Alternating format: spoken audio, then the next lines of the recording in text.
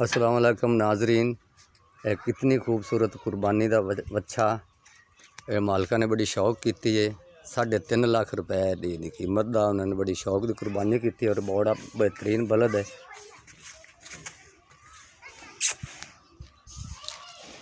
क्या बात है। कम से कम इहदा वज़न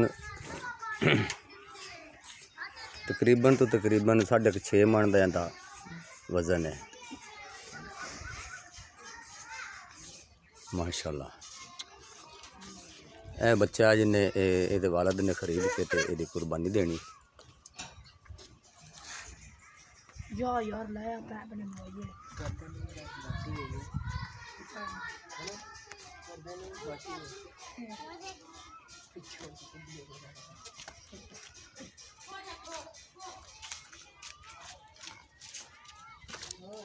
हाँ भी तू मच्छी तैयार करूँ मैं।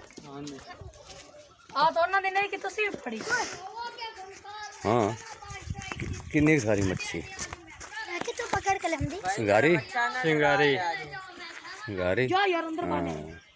और इसका पेट चेक कर देता है। पेट चेक कर दिया है, अभी इसको काटने लगा। चलो ठीक है।